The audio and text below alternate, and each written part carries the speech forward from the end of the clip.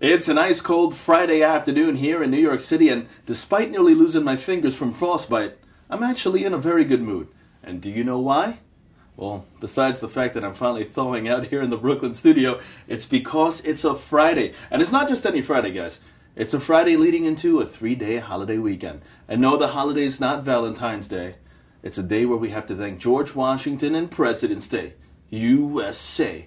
So get ready, ladies and gentlemen. It's not just an early edition of Happy Hour here in New York City. It's also a special holiday happy hour here in Brooklyn, New York.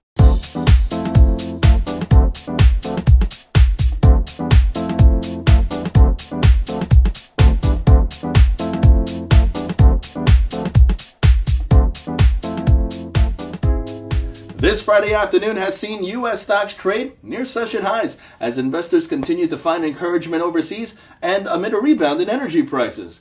But we first begin on the economic front, which didn't help much, as consumer sentiment fell 4.6% in February and import prices, they fell 2.8% last month. That's the biggest drop in 6 years.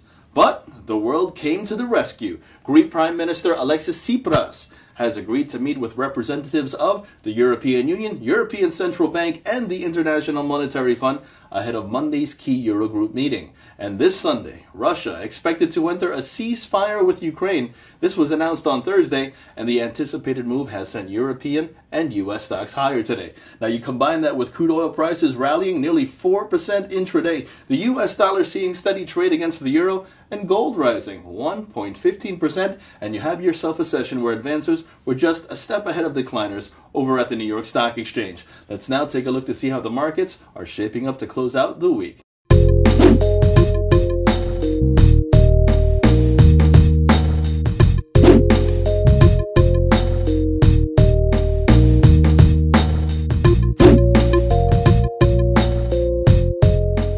And on the corporate front, Zynga breaking even on an adjusted basis for the last quarter, matching expectations, but investors, they're focusing on a disappointing read of lower than expected bookings. Conagra Foods cutting its full year profit forecast due to weaker sales and the stronger U.S. dollar. And we conclude with Nike's Chief Financial Officer Donald Blair retiring in October. He's going to be replaced by Senior Vice President of Finance Andrew Campion.